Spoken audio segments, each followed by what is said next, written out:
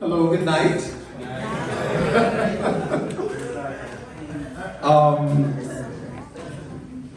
keep forgetting I can't see my glasses now. So welcome to In Conversation with Patrick, Ian, Polk.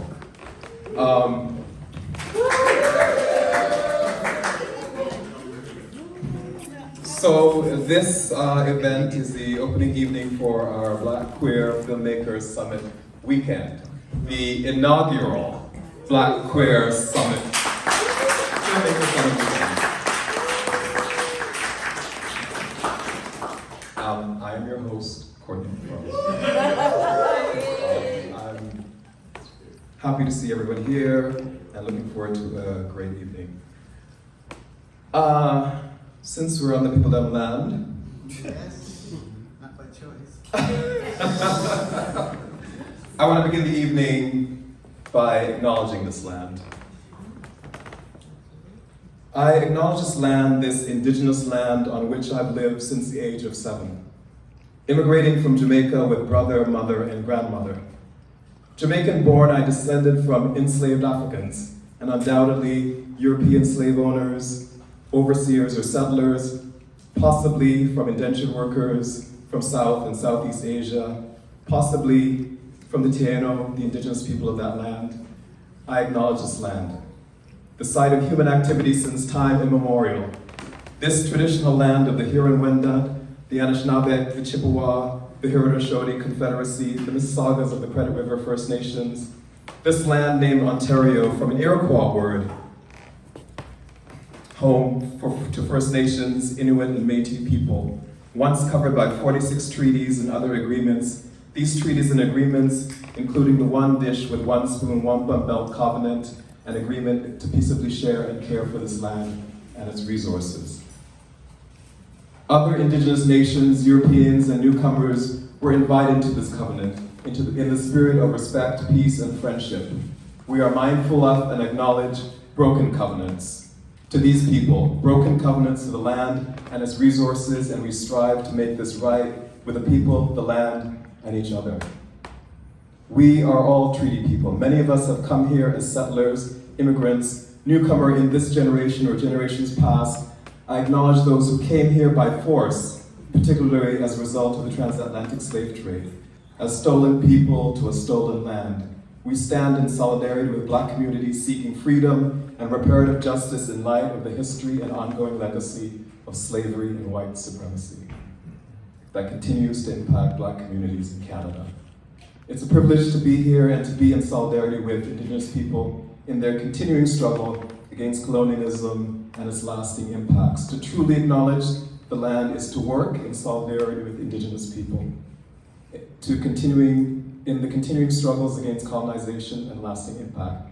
To truly acknowledge this land is to work, I'm repeating, in solidarity with Indigenous people's fight against colonization and for the right to land, sovereignty, and dignity. We work for the unearthing and the examination of truth and for meaningful and substantive reconciliation. So, this evening in this gathering, let us engage our minds, our spirits, our bodies, and our hearts in acknowledging this Indigenous land. Thank you.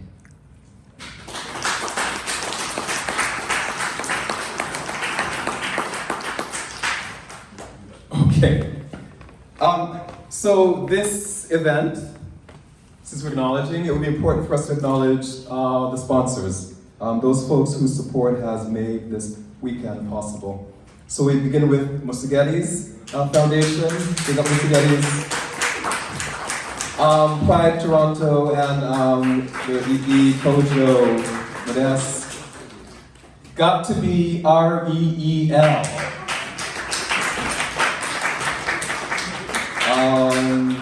Our logistical support, Band Gallery, which is has a temporary space in the basement of this building. And I'd like to acknowledge the planning committee. So this planning committee was one, a few folks who were part of about 15 of us that met the last Caravana weekend, not this year, but last year, Caravana weekend at Diners Corners for brunch. And it was from that event that the idea for this weekend was born. So, the folks who were part of that group, who were very active in planning this weekend and tonight, I'd like to call the name of Douglas Stewart. He's here. Kristen Sutherland, he's here. Nancy Yobo, who could not be here. Myself, and our fearless leader, Odu Adamu.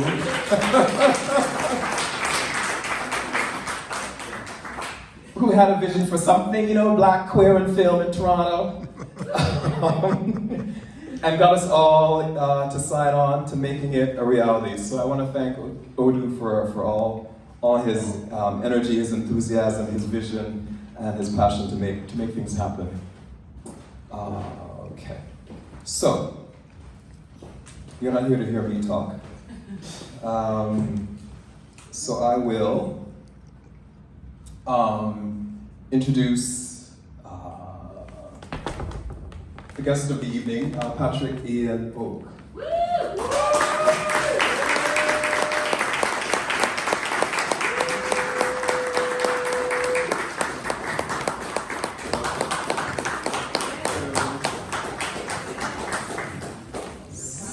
So, a few words about Patrick Ian Polk. Filmmaker Patrick Ian Polk is a true Hollywood pioneer, known as the father of black gay cinema. Polk and his 2 decades of groundbreaking work examines the African-American gay experience, have been called the blueprint for black queer artists like Lena Waite, Justin Seaman, and Elgin Spratton.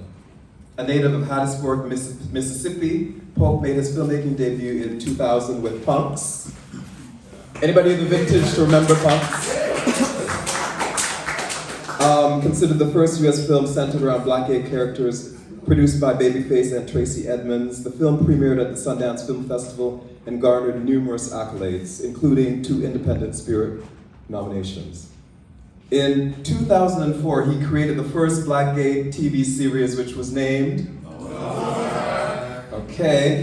a comedy following the lives of 4 black gay friends in which city?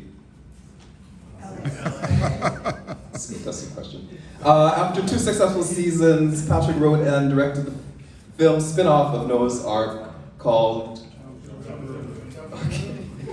The Surprise Hit, won the GLAAD Award for Best Film and received 3 NAACP Image Award nominations.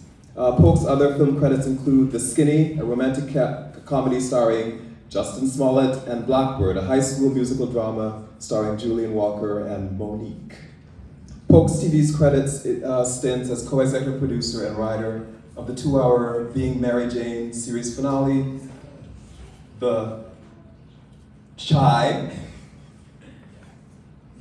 The Shy. I was on the phone with Odu the other day. Oh yeah, the Chi. He said, oh, you're very Canadian, aren't you? And P-Valley, for which Polk won his first NAACP Image Award. Polk received the first inaugural Lifetime Achievement Award at LA's Outfest Fusion Film Festival and the Founders Award at the Pan-African Film Festival. He has received 3 GLAAD Awards and been nominated for 7 NAACP Image Awards. In 2025, Polk will 2025, Polk will premiere a brand new Noah's Ark movie. Patrick Ian Polk.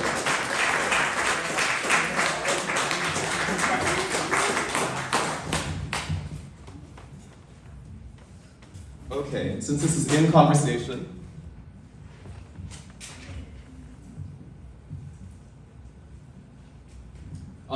in conversation with Patrick Ian this evening will be William Kone.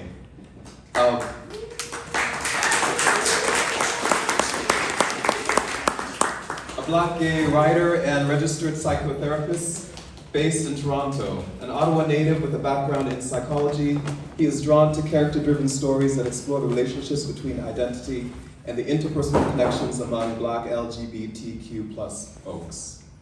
William is an alum of the BIPOC TV and Film Episodic TV Writers Lab. Folks know that? and Lambda Literary Writers Retreat for Emerging LGBTQ+ Voices as a screenwriter fellow, the latter of whom published his screenplays Immature and Relief, a breakup anthem in Emerge. In 2023, Anthology for the Writers Retreat, a breakup anthem in Emerge, the 2023 Anthology for Jamaican, 2023 Anthology for the Writers Retreat. His recent TV credits include Beyond Black Beauty for Sinking Ship Entertainment and Amazon, as well as Macy Murdoch for CBC and Shaftesbury. Williams' work strives to celebrate and empower Black queer narratives as a means of humanizing both experiences. So, could you welcome again Patrick Ian Polk and William Cornell in the conversation. Thank you.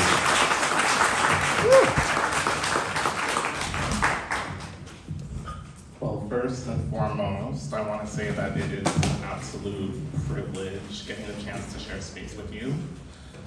Having the opportunity just to watch your work as a fan was really inspiring as a writer. And just thinking about some of the challenges that I encountered navigating my sexuality when I was younger, I felt like the films that you were able to curate, as well as Noah's Ark, it just provided that relief that allowed me to feel understood in ways that I didn't think others could really see me for who I am.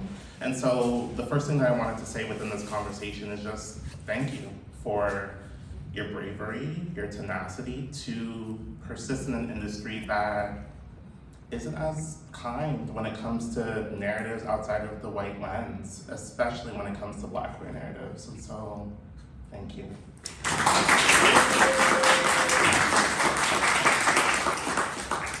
The first question that I wanted to pose is very introductory, and so it's a why. And so, why screenwriting? What is it about screenwriting in particular that appealed to you as a creative? Well, I'm not sure. I mean, I remember when I was young, I grew up in Mississippi, and I loved watching television, watched all kinds of television and movies, and I just kind of, I don't know, I just kind of started writing at a certain point, I think in middle school. I just remember, being a big fan of, soap operas. I would come home from school and my grandmother would watch soap operas, so sometimes I would watch those with her, and then I watched everything on television, so the nighttime dramas I was into as well, and I just remember sort of writing my own sort of dramatic series, and my friends, I just remember us filming an episode. I don't have the tape. I wish I had the tape because it would be hilarious to see it now, but I remember it vividly. And so I guess, I was just kind of inspired by enjoying television. I didn't really know much about, what it meant to actually do it. I mean, this was a time, you all are probably too young to remember, or to have experienced a time when there wasn't the kind of focus on the behind the scenes. Like, you never heard of a director or a writer. There was no all these entertainment television, and none of that existed when I was a kid. So it was just this mysterious thing. I didn't know anything about it. And then it wasn't until, I think I was around 15 or 14 when Spike Lee emerged with his first film, She's Gotta Have It. And he wrote a book about his experience making the film. And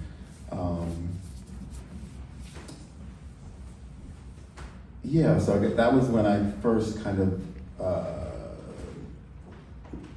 knew what it was to be a filmmaker, essentially. Because he talked about going to film school and how he made this film, independently with money from his grandmother's credit card and all this. And his whole slogan was, by any means necessary, by any means necessary. So it was that education kind of that, just reading that book really just made me, oh, so this is what it is, film school, okay, I'm gonna go to film school. Oh, and he went to NYU, okay, maybe I'll go to NYU. So, yeah, that was kind of how it all started, I would say. Yeah, it wasn't really a sort of conscious thing, it just kind of, Came together on its own. I feel like that's a natural path that a lot of writers have. They consume a particular form of media that allows them to feel a level of fulfillment, and from there it triggers that curiosity just to break down that process. And I resonate with what you were saying about she's got to have it in particular, just because it broke ground in a lot of ways when it came to Black narratives in particular. And so it begs the question of what does it take to expand and to challenge some of those conventions. And just even thinking about that, it generated another question just to think about the genesis phase when it comes to storytelling for you. I'm just curious just to know about what typically sparks a story idea. I know that for some people it's theme, sometimes it could be character, and so I was just curious to know what it's like for you. it's different every time. I mean, yeah, I remember, Blackbird, which was my fourth film. I read as a freshman in college, and I remember going, because I went to college in Boston, just outside of Boston, I remember going to Harvard Square, and there was a bookstore, the Co-op, and what was amazing to me was that they had an entire row of shelves that was the gay section, the gay literature section. I couldn't believe, oh wow, there's all of these books. And as I scanned the books, there was only one book that I could see brown skin in the illustration on the spine. And I got that was Blackbird. And it's wonderful. If you've never read Blackbird, I highly recommend it. It's a great book. It's set in the 70s in small town California, and it's a total coming of age, this young Black gay boy. So I love the book. It's got music in it because he sings in the choir. It's just a magical kind of story. And I wrote, it was the first script I wrote, was adapting that book. Because I thought, oh, I'll teach myself how to write. I got a book and I read it and I wrote that script. But I didn't make it until much later. So that inspired that. Punks, I wrote when I was thinking about what to write next, and by this time I'd gone to film school at USC, and I was working at MTV Films right out of film school, so I was like 21 maybe. And I was trying to figure out what to write, and a friend of mine, an older friend of mine, kind of more like, now he's more like a big brother, but like a mentor, and this Black gay British writer, Ricky Beadle Blair. Yes. Ricky said to me, I was like, I was considering writing, something that would be commercial and something I could sell, that would be big. And he just said very simply, write the story that only you can tell. And so I think, he said that to me, I think within 9 days I had written Punks. Wow. Yeah, so that was that, and then Noah's Ark came about because I had, after Punks, got into Sundance, which is a huge deal and all this stuff, and then kind of basically was just ignored by Hollywood. And no doors open for me, being Black, and if I had been white, it'd be a different story, but, I'd be Greg Berlanti or somebody, but he's a huge TV titan who had a movie very similar to Punks that was at Sundance the same year, but it was white. It's called Broken Hearts Club. And I tell this story as an illustration of the racism, of the racial issues of Hollywood. Greg just got a Lifetime Achievement Award at the Emmys. He's one of the biggest producers in all of television. And so doors open for him and his gay white movie that did not open for me. I did get a deal to do, I sold an idea for a TV show to MTV after Punks and developed that for a year, and then they decided not to make it. And so I was feeling really frustrated with, Hollywood. And it was Gay Black Pride in LA, which is July 4th weekend. And every year Gay Black Pride, the kickoff party was a sort of monthly Thursday night party or bi-weekly Thursday night party called Boy Trade. And so that was the kickoff of Pride. And I went to the El Rey Theater, which if you've seen Punks, we shoot all the club scenes in the El Rey Theater, that's El Rey. So I go into the El Rey Theater and it's got kind of a sunken dance floor in the middle, it's huge. So you walk in and you're kind of looking slightly down the crowd. So I was kind of skating, trying to find my friends, and then I had the idea, I started thinking, all of these people are here for this event, and people come from all over the country. LA Black Pride is one of the biggest Black gay events in the state, in the nation. People are renting cars and booking flights and hotel rooms and spending all this money. This is an audience, and no one's making programming for this audience. So I said to myself, I'm gonna create a show. I said, gay black sex in the city. I'm not gonna pitch it to Hollywood because nobody in Hollywood's gonna do it. I'm not even waste my time. And what else did I say? And I said, the deal I made with myself, if you want to call it that, was that 1 year from today, the series, whatever it is, will premiere. And so that was a Friday. So I think Sunday, I was like, well, I wrote character descriptions and put in casting notices. And then I started writing. I was like, well, I gotta have a script. So I wrote this 6-minute short, if you've ever seen No Glove, No Love, it's called. And it's Noah and Wade, and they're coming back from, they've been dating for a while. This is a story. They come in from a date, and we established that they've been dating for a while, and they haven't. They've been waiting to have sex, and they're finally gonna do it. And then the condoms break, and so then Noah calls his friends, and they all advise him what to do, and blah, blah, blah. So that's how it started. I had a casting session, I did the thing, I did a short, we did the short, put it online, it broke the internet, put another short, I raised money, and then we did the pilot, and 9-10 months later, we premiered it. So that was how Noah's Ark came about, just inspired by sort of a lack in my desire to see these stories myself as a Black gay man. And being a fan of Sex and the City, Golden Girls, Designing Women, that sort of quartet. Yeah, but really an idea can come from anywhere. The Skinny came about because I'd spent another year developing this drama series for BET, and then something else. There were two shows I developed, and then neither one of them got made, and I was like, I was just frustrated. And it was like the spring of the year that we shot that movie, which was 2011. And I was just like, it's been now a while. It's been, Jumping the Broom was in 2008. You're only as relevant, so I was feeling the pressure of not having done anything in 3 years. So I was just like, I'm gonna make a movie.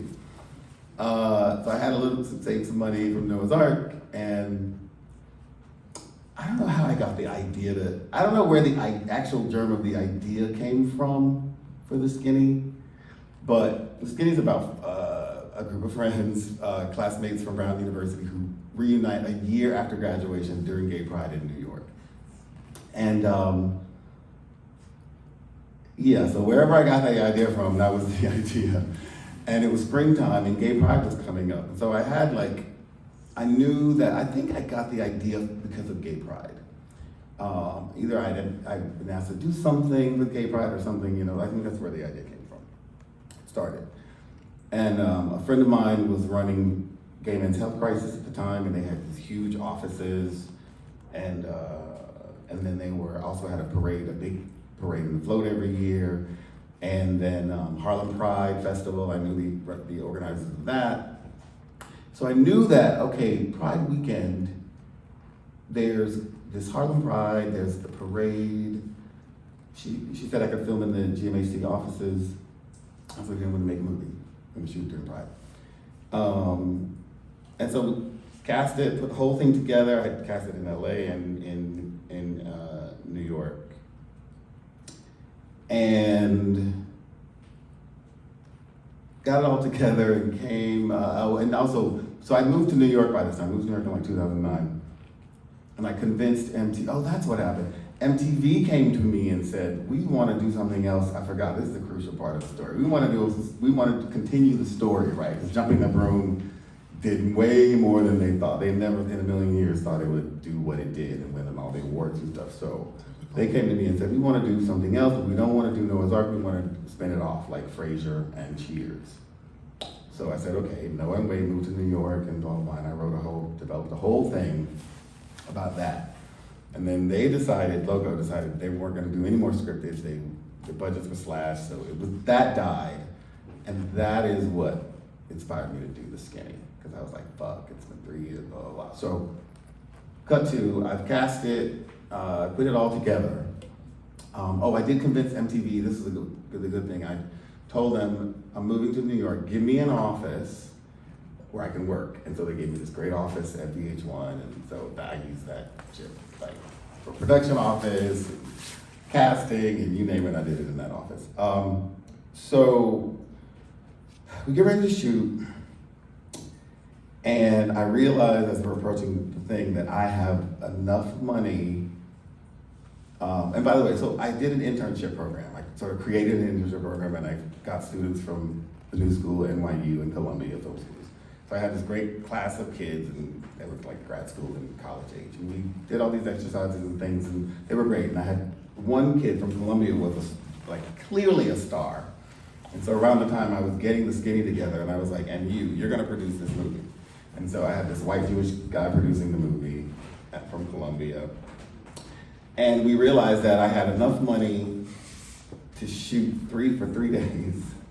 So I had enough money to shoot for Pride weekend, and I was like, well, I cannot, all this production value, these events, I can't recreate this, so we're gonna have to shoot. And so I didn't tell anyone that I only had enough money for the 3 days. So we shot, fucking amazing. That was that week right before Pride, New York State legalized gay marriage, and so it was extra celebratory. So that's why if you've seen The Skinny, like the parade scene looks so great because it was just so festive.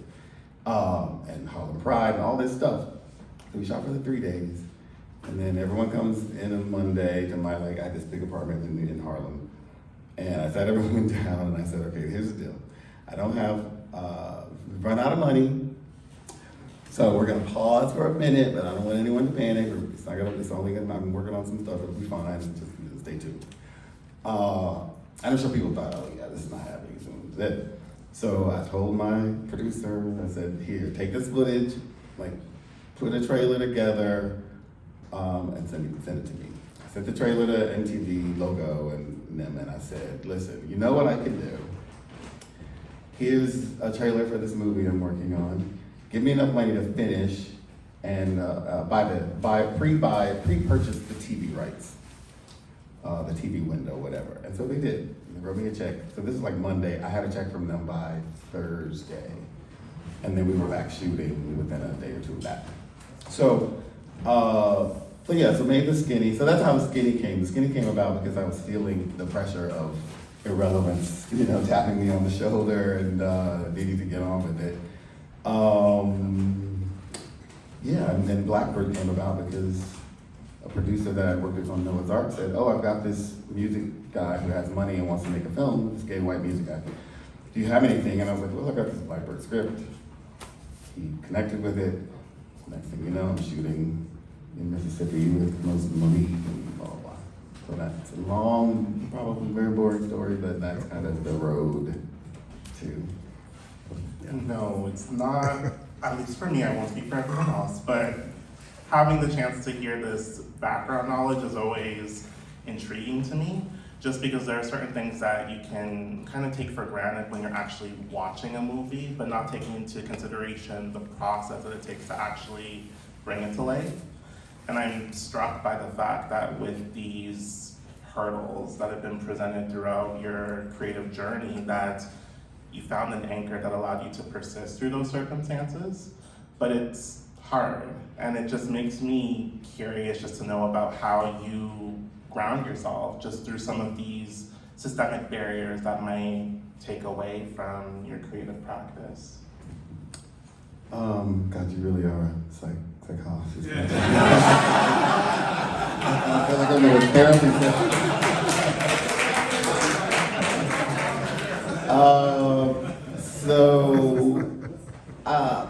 I think it's a combination of things. For me, I think, one, I had a young mother who, I was born in the summer between her junior and senior year of college. And so it's funny looking back on it, because her mother died when I was in college myself, but so it doesn't feel weird to me, but looking back and being older now, I'm like, wow, she was a 20-year-old mother, you know, again, which is not that crazy, but the one thing she did was she indulged me whatever whim I came home with. So when I came home, because I went to school, this was like late 70s, and so we were coming out of segregation in Mississippi. So in my hometown, there was a railroad track, and this side was black and that side was white. Well, along the track, it had started to, by then, you know, and there was like 11 elementary schools, and one of them was sort of just over the tracks in the white neighborhood, and that's the one I went to. And it was the only one of the 11 at that point that was really segregated. And my best friend in my class is this little white girl, Alicia Jackson, and her father was a doctor, and they lived down the street from the school. And every Tuesday and Thursday, she would go out of class in the afternoon and I found out she was going to music, to orchestra, and she played the cello. And so I went home and I was like, I want to play the cello. And, you know, a lot of parents, certainly young parents, would be like, get the fuck out of here, go outside and play. But, you know, we went to the music store and we got the cello. And it was, they probably still do this, but you could basically buy a musical instrument for your kid and, you know, you pay so much a month, $20 a month or whatever. So we got the cello, and I know how to play the cello. So stuff like that, she would just indulge. You know, I wanted a video camera. I lobbied leading up to Christmas, I think, and I got the video camera. You know, and then reading Spike Lee was also instrumental because, again, his sort of whole premise was by any means necessary, just figure it out. And so, somewhere in all of this was this sort of belief that I could, whatever I wanted to do, I could do it, you know? And I think as an artist, it helps. It really helps to sort of have something at least akin to that, because it's hard work, you know, especially doing something Black and gay that no one's done before. So, and then on top of all of that, I think, well, it's probably the stuff that I can't really quantify, name, that sort of spiritual, if you're religious, if you're whatever, I don't know. Because obviously, you know, I mean, I was like writing scripts before I even knew what writing scripts was, and kind of creating before I knew what that was, you know what I mean? So, yeah, I don't really know. It was, yeah, all these things I think kind of fed me and created this kind of notion in my head that I could do it. And that, yeah. No, that is fair. As you were sharing, I was just thinking about this quote from Solange a few years ago where she said that I deserve to be seen, my silhouette is not enough. Just because I find that as a Black creative, you're so intentional when it comes to the type of stories that you're telling, but it also takes a level of bravery to share it with the outside world, not always knowing how you're going to be perceived. And I think you have to have that level of trust within your vision just to know that it works for you, to have the opportunity to share with other people. And so regardless of that anchor, you found something and it paid off, I would say. Yeah, it's also like, I think my philosophy as an artist is that, you know, you have to, the work has to be created in as much of a bubble as I can make it, you know what I mean? I can't be thinking about what are people gonna think and how are people gonna react or respond or receive, because I can't control that, so why, you know? So keep it pure. What is my intention? What am I trying to say? Say it. Make it as good as you can make it with the resources and the time that you have, and then it's done. And then it's out of my control, and I don't. So I try not to even concern myself with how people are receiving or responding or whatever to the work, you know what I mean? It's like, you know, I mean, after doing it so many years, you can't help. I mean, I've been told a lot by a lot of people over the years how much the work means to them, especially Noah's Ark. But when I was making it, I wasn't necessarily thinking about that. I was thinking about it only in the way that I thought, when I was thinking about what do I want this show to be? What kind of show do I want to make? And I just knew I wanted to make a show about like my friends and the Black gay men that I knew. And one of my best friends is a college professor at Northwestern University, blah, blah, blah.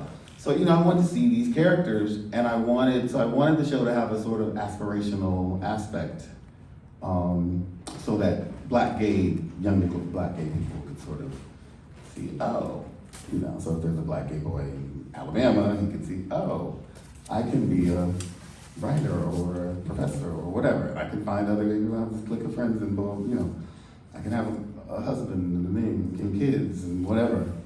So that's as far as I got with, I go with like thinking about how people are gonna receive. It's just about what I wanna put out there more, but yeah, so.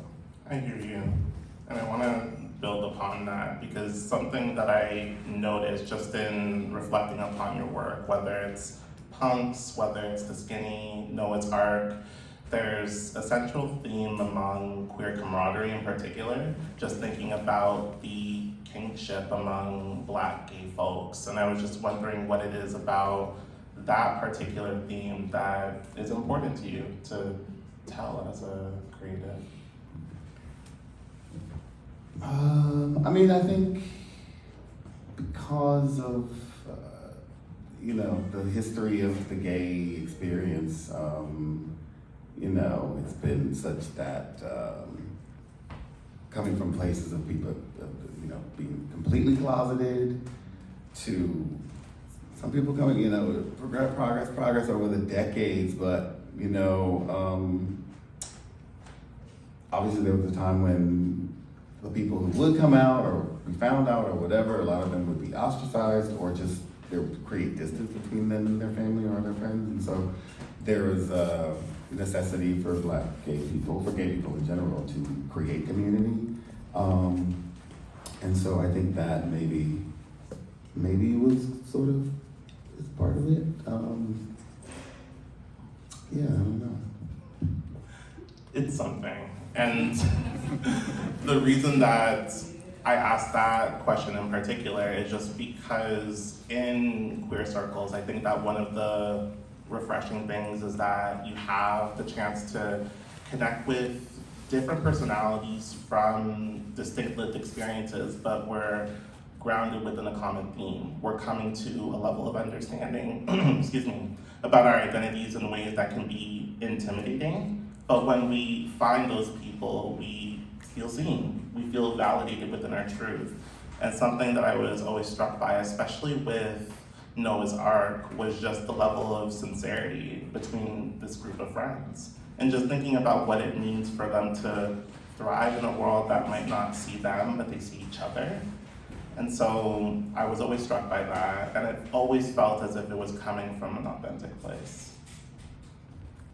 Thank you.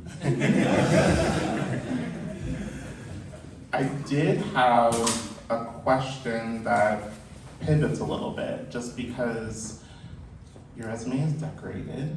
And I say this because in addition to creating your own projects, you were a producer as well as a writer for Being Mary Jane, The Shy, and P-Valley, which are, for me, very distinct bodies of work within the Black American landscape for television. But I was just curious to think about what your experience is like navigating a writer's room with a project that you didn't create yourself.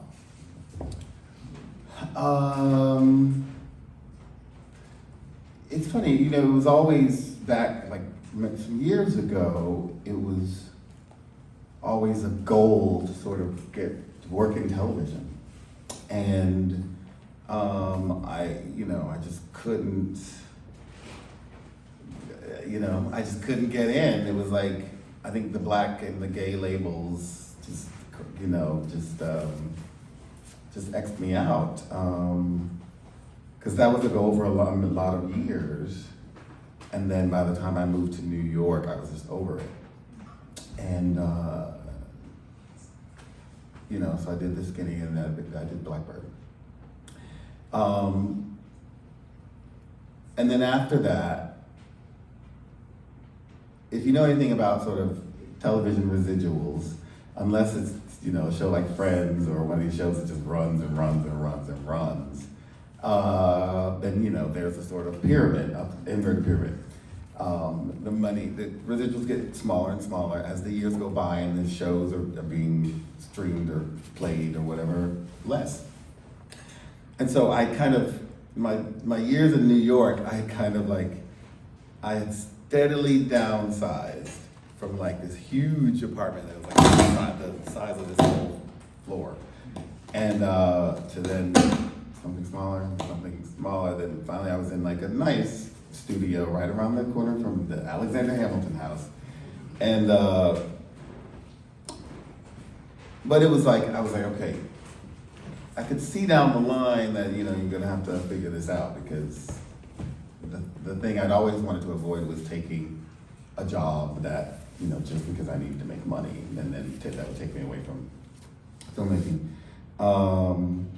So I was talking to another writer friend who had come up with me. I'd met during my MTV days, and she was working in LA still.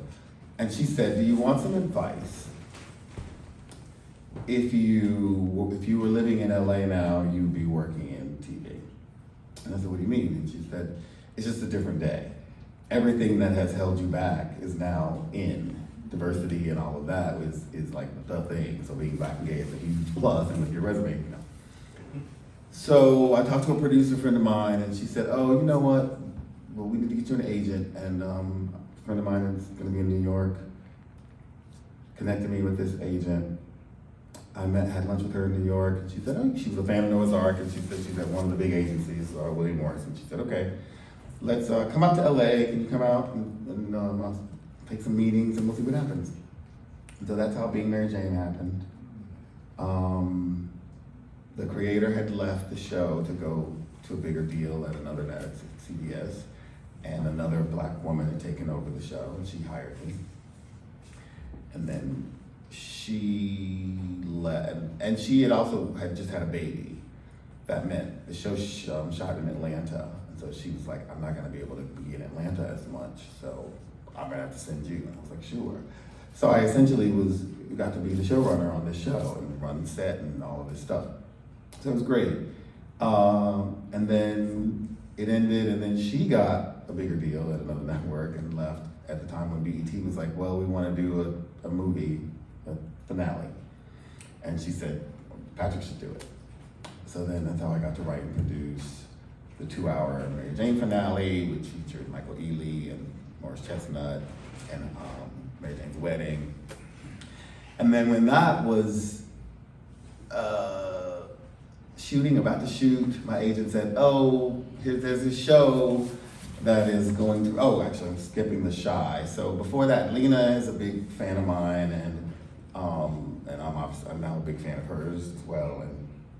And they were looking for a number 2 on the Shy, and we were kind of in between seasons on P-Valley. We didn't know if P-Valley was coming back, so that's how I ended up working on the show. And then while I'm working on the show, then P-Valley gets picked back up, and so and then the Shy kind of graciously let me go early, and I went back to P-Valley. And, but yeah, so when I was getting ready to do the Mary Jane movie, or doing the Mary Jane movie, I met with Katori from P-Valley, because we had the same agent. So she was like, my other client has this project, she's also from Mississippi, it's set in Mississippi, I think it's a Mary Jane in Heaven. Katori and I met and loved each other. And then Mary Jane graciously let me off of the shoot 2 days early, because they were starting the writer's room in New York. So I missed the filming of The Wedding, which is like the thing I wanted to see most. But I went to P-Valley. So that was kind of how it happened, and I've been lucky enough. All of my showrunner bosses on all these shows have been Black women, which is great, and I've loved all the shows. I mean, generally you want to love the show that you're working on and be into it, you know. Yeah, it's been wonderful. And how do I find it not being? I mean, I don't mind it at all, especially if you're working for someone that's smart and who you respect and you love the subject matter and the material, and your voice is heard and respected and valued, and so you're landing storylines and creating characters as well, because it's a big collaborative effort. How collaborative depends on the showrunner. You know, some are very much like, yeah, so what is it? Let's figure what the thing is, you know, and some are very visionary and they've got a very specific notion of what the show is from A to Z, and so you're not necessarily doing as much creatively, but it's all cool. I mean, there's something kind of nice about not having to be the top, making all the decisions. But I also did it, you know, I did it for a number of years, and now I couldn't go back to P-Valley because of the Noah's Ark thing. And so, thank you. So, yeah, so that's, so it's been cool, it's been great. I don't know if I will do it again. It's possible, you know, if the right job comes along and I'm available, I will absolutely, there's no question I'll do it, because I want to be working, and TV's great money. And I've gotten to a level now where if you want me, it costs a nice amount of money.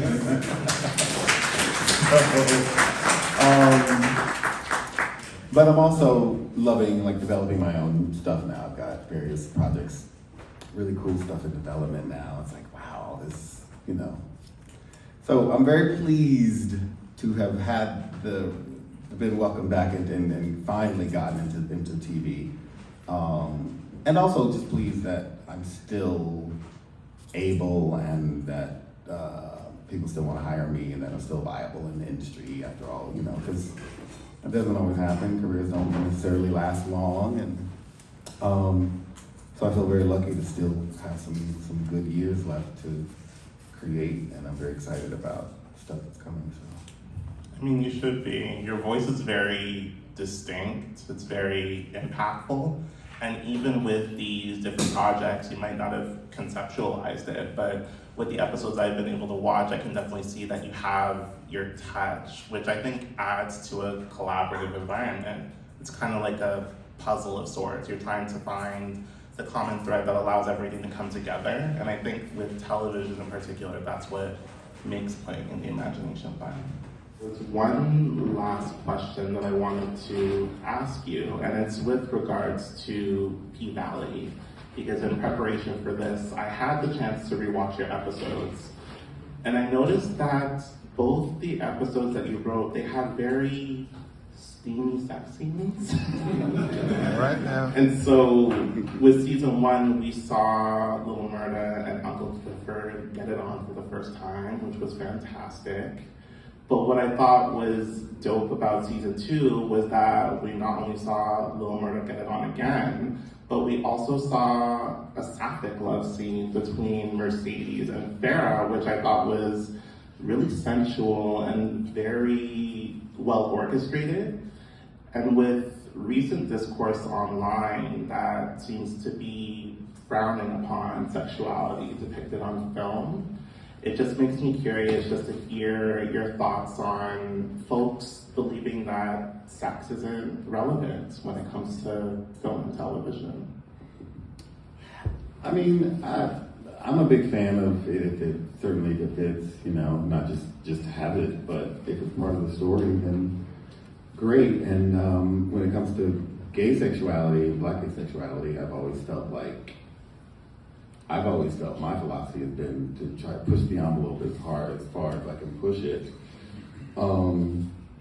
because it's sort of like you're pulling a wine cork out of the bottle, you know. You pull it halfway out, you can't push it back in. And you might get it in a little bit, but you're not going to get it in as far as it was. So my philosophy is always going to push the envelope as far as you can, and then you'll get some pushback, but it's not going to go back to zero.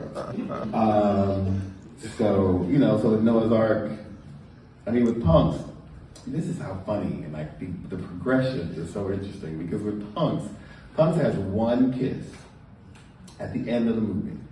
There is no other, there is flirtation, there's like a sexy model in a Speedo flirting with the photographer, but there's no other kissing or anything in the movie, right? This kiss was so controversial. The character was great, but there were a lot of sort of name actors who were trying to get to play the love interest for the guy and Darby, and I met with quite a few of them. You know, I'm not even gonna name their names now, but they, but you know, they love the story, they really want to do it, but it was just like, they didn't feel like they could do the kitchen for different reasons, whatever. One of them was like, I can do about so much, and then another one just felt like, you know, he was more of an action-y kind of guy, and he was like, I just don't know, he was nice, he took me out to lunch, and he was like, I love, you know, I just don't think it's right for my career. It's like, it's not a big deal. But it was a lot, it was like, and finally we ended up settling on a not as well-known actor, who's now kind of more well-known. So that was Punks, right? And I even got pressure to take the kiss out, trying to make it work. And I was like, I don't know how to do that. It's a love story, if he doesn't get, you know. So then with Noah's Ark, you know, I was able to push it a bit more. It was on Logo, which was supposed to be the Gay and Lesbian Network. So I could push it to an extent. We definitely had sex scenes, but I remember a conversation about when I edited the Noah's Ark, the Noah and Wade, their first big love scene, and we see them fucking. So you see Missionary, and you see Noah on his stomach and Wade on top of him. And they wanted me to take out the Noah on his stomach and Wade on top of him. And I was like, are you kidding me? And I said to them, and this is how I got them. And these are like lesbians running the network, too, white lesbians, so you know, they were like. And so I said, you know, after Noah and Wade get together, in the very next episode, you see them sort of, they're clearly been, you know, loving on each other, and they get interrupted by the friends as they're doing stuff in the kitchen. Wade is actually supposed to be going down on Noah. I mean, like, eating him out.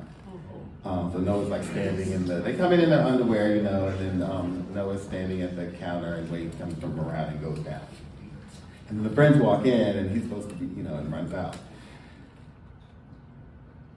If you see how it's filmed in a really stupid way, but that's because I couldn't really show much of anything, obviously, but they wouldn't even let, it had to be really, really implied, like strongly implied, but not even strongly implied, it was kind of mildly implied.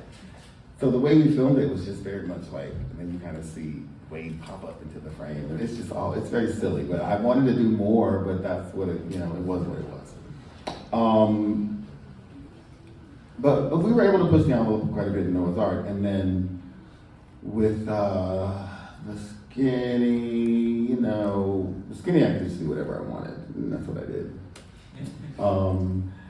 And you have the lesbians doing it in the bathroom, the two men doing it in the bathroom, and the other two, like, there's a lot of sex in the other guy getting sort of date raped by the two men. Like the skinny is like they're having sex all weekend. And then what's after that? Blackbird is like sweet, but it's like Blackbird is a steamy the Blackbird's steamy. That love scene is very, very, very steamy. But I wanted it to be, and it's also very like sensual and all of that because it's his first time and he's in love, you know. So yeah, it's been a progression, but I'm a big fan of it. Some of the stuff I'm kind of working on for down the line, you know, I'm really, really going for it. So we'll see what happens. But I mean, rightfully so. We want to see more. But then the progression includes like getting to come on something like P-Valley, where I'm working with someone who shares the the interest in sort of portraying this stuff. So it was very much like having great conversations about what we want to see and the real stuff that happens, like, you know, murder spitting on the dick and stuff like that. Like, very important. Victoria has a gay brother who was hugely inspired by Noah's Ark as well, and has a lover, has a partner. She has a play called Hot Wing King. You might be able to read it, get it to read or something. It won the Pulitzer. If it ever comes here, go see it. But inspired by her brother and his lover. So, you know, being able to work with someone who's also very interested in portraying the realities of these characters was great, and also really wanting to push the envelope on a show like P-Valley. Yeah. Well, I'm appreciative of the frankness above everything else, just because sex on film, it can be romanticized in a way that can sometimes feel cartoonish, but with the sex scenes that I was able to see, there was always a level of care and consideration that I think is necessary when it comes to queer representation, just because when we emerge into our sexualities, for a lot of us, we don't really know what it looks like. And so I think having loving scenes, particularly with Black queer folks, it makes a difference, just to know that it's not only possible, but you can achieve that level of understanding, just depending on who you connect with. Sure, and also I'll say this, you know, it's also been very important to me to portray not just the loving and the couples and monogamy and all that, but also the other side, you know. Yeah, like that if you want to be the person that wants to have fun and that wants to go to the bathhouse or whatever it is, it's all, you know, it's all viable. So. Well, I think I'm going to keep my mouth closed for the next few minutes, just to open the floor to questions that folks may want to ask Patrick Ian at this particular time. For you. Or me. I'll be considerate and let others if they are willing.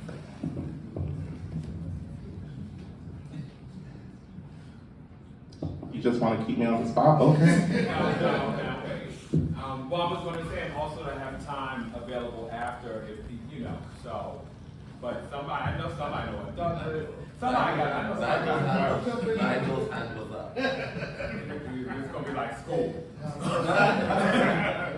I know you are jumping back into the world of Noah's Ark, and you know you've done the series, you've done Jumping the Broom, but a significant amount of time has gone by, and people's tastes have gone by. How is it for you, and you as a creative, time has gone by as well? So how is it jumping back into these characters and refamiliating yourself not only with these characters but with how you wrote back then and kind of like bringing it into today? How has that been for you?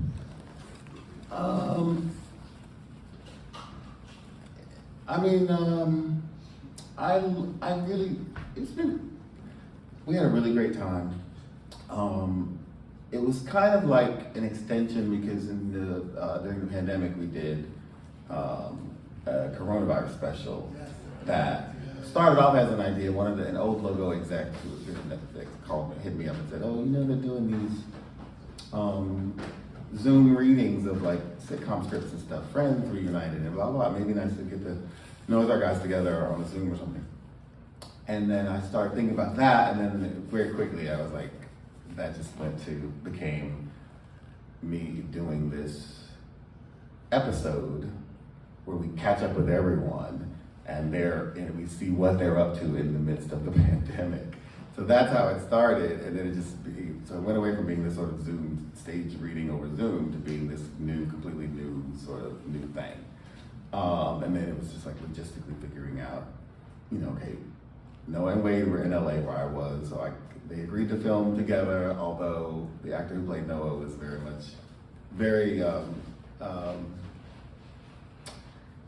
how many have seen the coronavirus special, the Rona Chronicles? It's on YouTube. It's worth a look. It's very fun. If you miss Noah's Ark, you should definitely check it out. in the special, Noah is very much like wearing the mask, like I'm not getting COVID, and Wade is very much like I don't care and I'm gonna get. So Noah's like stay over there. That was because Daryl was very much like he had a baby and home and he's not getting COVID, and Jedson, who plays Wade, kind of. I'm not gonna say he was a conspiracy theorist, but he definitely was not wearing no mask and not, worried about it. But we were able to, they agreed to film together, and then, Alex and Trey were in town, they agreed to film together. And then Doug had moved, Chance lives in New Orleans now, and Ricky is Canadian, so he was home in Canada with his family. And so it was like figuring out the logistics of, okay, how we're gonna do, and like we filmed people on the computer. Wanda Sykes. And then it was just reaching out to people to see, oh, who can we get now that, that's gonna wanna do it. So Wanda Sykes played Noah's mother, and Titus Burgess played Alex's brother, and Richard Brooks played Wade's dad. We had Brandy back, and so it's really fun. But we updated, where these people are 10 years later. And so doing the project after that was easier because I already kind of figured out. Plus, people have been wanting, something new, more Noah's Ark for so many years. So I do sometimes have time to think about like, oh, what would it be? It's just a natural progression from like, you've been married a certain number of years, what's next, blah, blah, blah. If you watch the Rona Chronicles, the big surprise is that Noah and Wade are expecting a baby, and they reveal it to their friends, and blah, blah. So anyway, yeah, so it was great getting back to it. Also I've been working in television by that point on the 3 shows, so I hadn't directed in a while, so it was kind of nice to get back and kind of realize, oh yeah, I did used to do this, so, but we had a ball. I mean, it was great. Everyone's back, the whole cast. I'm very happy. I think people are gonna love it. I was very intentional with this one. I was like, I gotta give like things for the culture. So you just have to really watch. You have to watch very carefully. You'll see all kinds of like, what do they call them, Easter eggs? There's all kinds of them. But yeah, I'm very pleased. We're definitely eager to see it come out. Does anyone else have any questions?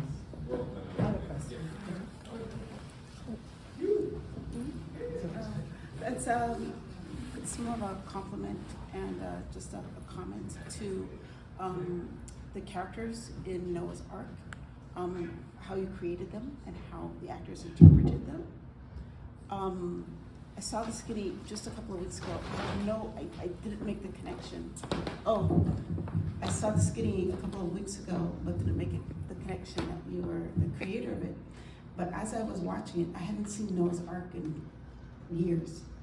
And then I saw Noah show up, and I saw Wade show up, and I saw all the characters show up.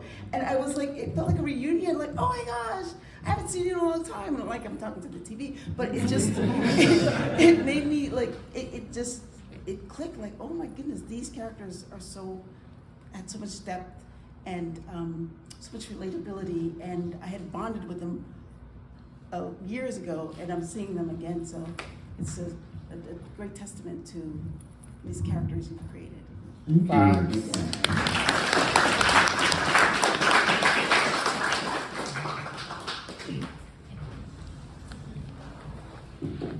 Hi, Patrick.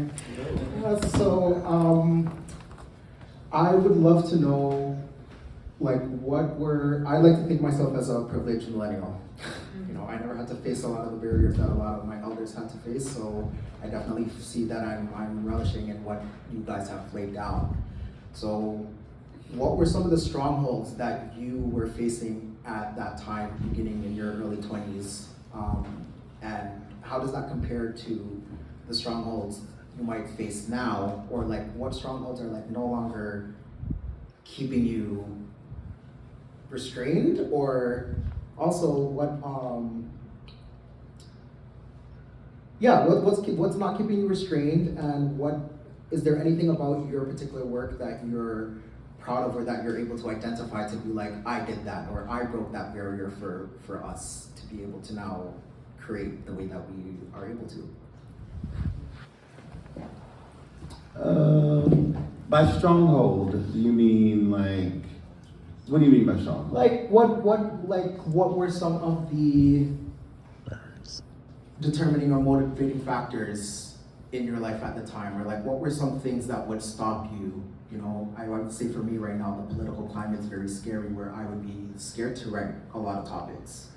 So what were some things that you were scared of at the time then that probably was never really existent throughout the course of your career? Gotcha. I mean, nothing really. It's kind of like, that's the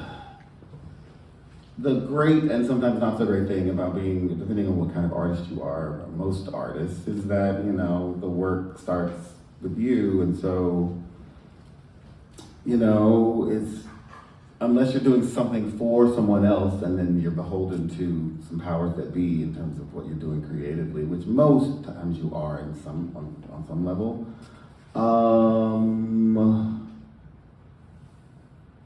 Yeah, I mean, the main thing was just that no one had really, there just was nothing black and gay out there, you know what I mean? And even we'd come a ways in terms of gay programming, certainly, white gay programming, but even that was, you know, a slow road. So that probably more than anything was getting through that. But again, you know, by any means necessary, it was just like, I'm gonna do it, so just have to figure out a way. If it's not gonna be this way, I will do it another way. So, like Noah's Ark, which I never intended for Noah's Ark to be on television, because I didn't think it would be on television. I was always gonna be independent. And we shot that first episode and then started getting attention, and then Logo came to me and said, oh, we like this, we wanna put it on TV, so.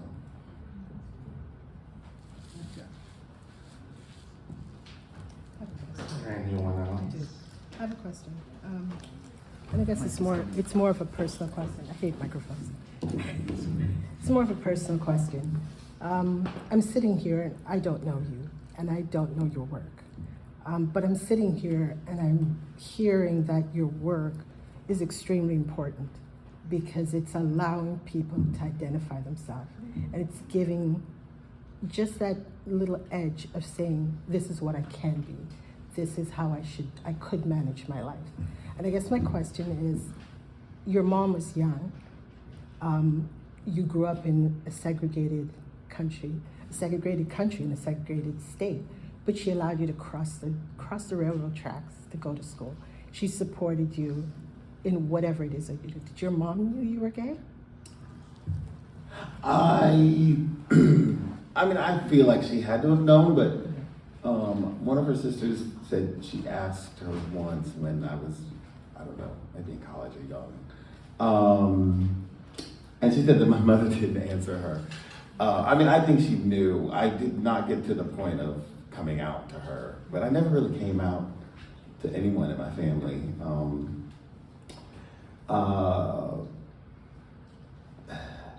My mother only saw one film that I made, and that film was about like a sort of set to music, and it was just about a couple, a straight couple, interracial straight couple, and their tumultuous relationship. It was the only film of mine she saw, and the next year, so she died towards the end of my junior year. The next year, my senior year, I made more films and stuff. I made my big thesis film and did some other films, and I had a big senior screening of all my films. Big thing, 1,200 people. And my mother had died by this point, but my grandparents came, all members of my family. And one of the films was this music video I did to a Prince song from Graffiti Bridge called The Joy in Repetition. And it's very kind of sensual, you know, it's Prince, right? So I did this short film with 3 couples, a straight black couple, a white gay couple, and an interracial couple, I think. A straight couple. And they were just all kind of they end up all on this rooftop having sex in this bed. Not together, but the couple separately. And that's, this is, so after the movie and we were filing out and my grandmother said, my grandfather's name was Frank. She's like, "Ooh, we and Frank gonna have to go home and try some of those positions."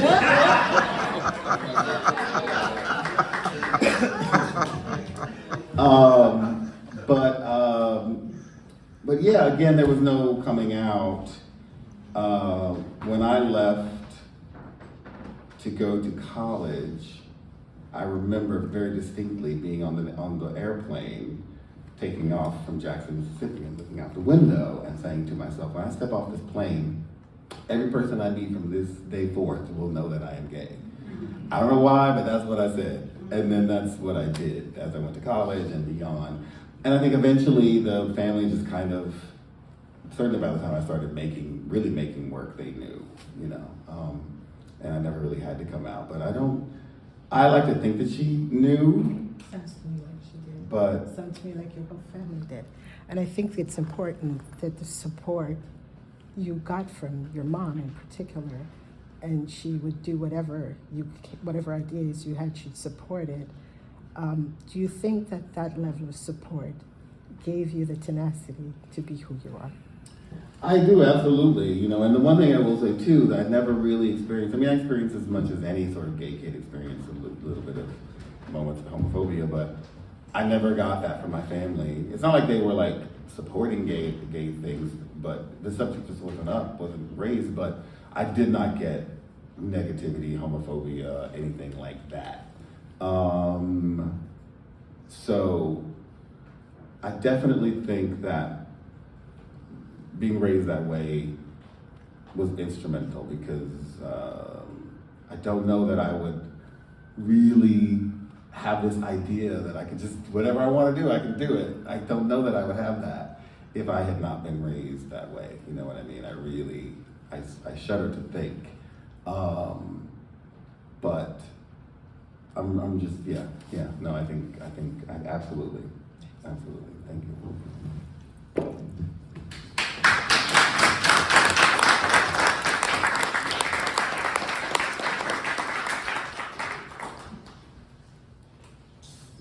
Wow.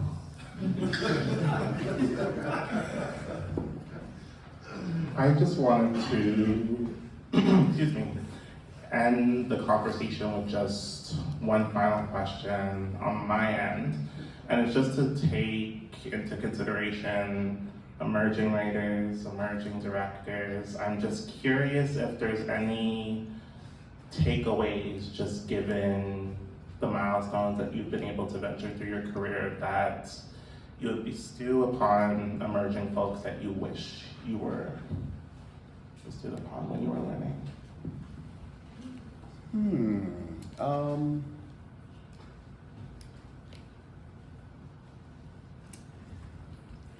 If I could sort of rattle off a few things, I think I would say the first one is whatever you want to do, be smart, educate yourself.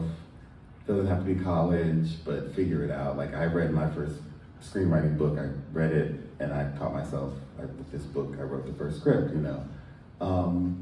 But you have to get a good grasp of the fundamentals of whatever it is that you want to do. You don't have to adhere to those fundamentals or rules. You can break them, you can do what you want as an artist, but you need to learn the fundamentals of whatever art form or whatever you kind of want to do. So that's the first thing. And then the second is, the thing that you all have now that I did not have was, it is so easy for you to make content now. You can make it with your phone. You can make, a lot of people are getting discovered now. I was having this conversation with a young guy who just finished film school at USC. I had a coffee with this young guy the other day. And he was asking me about, breaking in. And I said, really, honestly, the best way to break in nowadays is just to go make something and make it interesting and fun, and then it gets you in. So if you go make a short series on YouTube that suddenly takes off because it's so unique and so funny or so good, so whatever, you get plugged in and somebody ushers you in to make this or something else. You know, that happens a lot now as well. You can literally show people what you can do. So it's very easy to make stuff. So don't discount that. You know, that there's just no excuse. You know, if you really want to do it, you can do it. So I'll say that. But it has to be good because there's a glut of people doing it. There's a lot of bad stuff out there, and you know, there's a lot of black gay stuff out there, which I'm very proud of.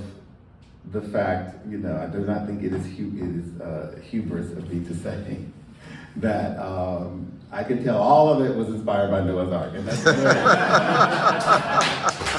And that's great. However, you know, not all of it's amazing quality. A lot of it is really, really good, but the thing is, people are out there doing it, and just do it by any means necessary. And then the third thing I would say is identifying people who've done what you want to do. That is a big one. Like, find a path, someone to follow, someone that you can kind of get advice, read stuff that they said, or find someone that you in your life, you know, who's willing to mentor you or whatever. But there's very few wheels that are going to be invented now. They've all been invented for the most part. So you can find somebody who's done it and find a roadmap to follow, and that can be helpful as well. Yeah. I think that's Very thoughtful.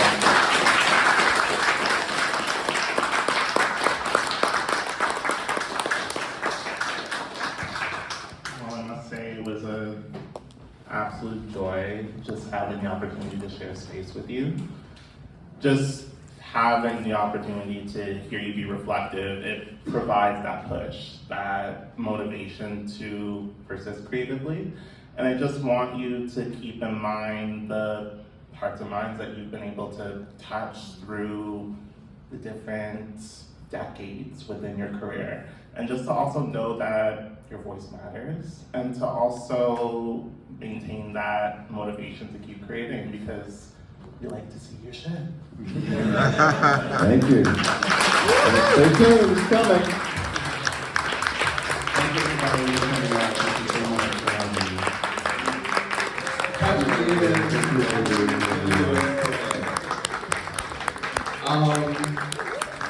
We've got a space for a little bit longer. So there are drinks and there's lots of food, and we can take food to go. What's that? This much longer.